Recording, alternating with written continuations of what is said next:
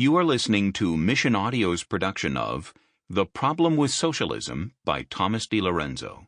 This book is read by Bob Souer. This audio recording was produced in 2016 by Mission Audio, which owns the copyright.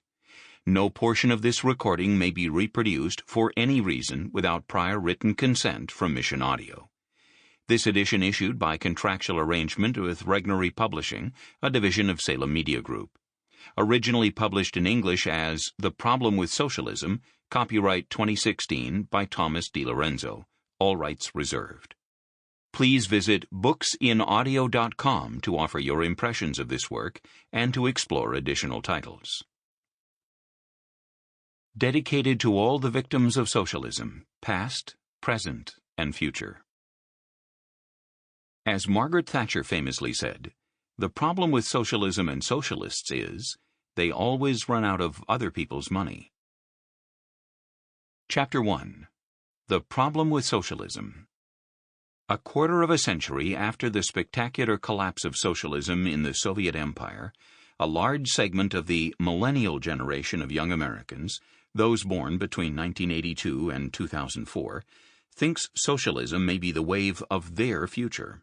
A 2015 YouGov.com poll revealed that 43% of Americans between the ages of 18 and 29 had a favorable opinion of socialism, and that they have a higher opinion of socialism than they do of capitalism. Who says the public schools are not teaching the kids much these days?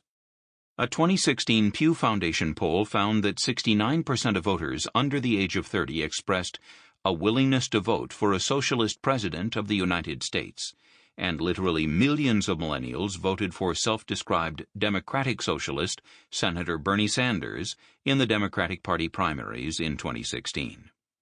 Sanders won majorities of the under-30 vote in several major state primaries, campaigning on a platform of free higher education, free health care, and a vastly increased welfare state. Did America forget what socialist means? Asked one pundit in response to this youthful fascination with neo-Marxism. Apparently so. Just as apparent is the fact that many younger Americans believe that there is a Santa Claus after all, stripped of all his religious significance as St. Nicholas, of course, who can and should give them free education, free health care, free whatever they want, because they deserve it. But government is not Santa Claus, and nothing is free. Uncle Sam has not been replaced by Uncle Santa. Someone has to pay for all those doctors, nurses, hospitals, medicines, X-ray machines, ambulances, and everything else associated with health care. The public schools are not free either. They are paid for with billions of dollars in property taxes and other taxes imposed by federal, state, and local governments. The same goes for free higher education that is occasionally promised by political demagogues like Senator Sanders. What socialists like Senator Sanders should say, if they want to be truthful and straightforward, is not that government can offer citizens anything for free, but that they want health care and much else to become a government-run monopoly, financed entirely with taxes. Taxes hide but do not eliminate the cost of individual government programs.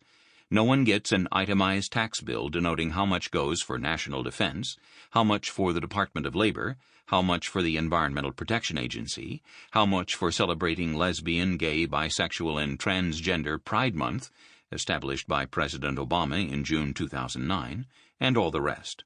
Consequently, it is indeed difficult to know exactly how much of one's taxes goes for any particular program.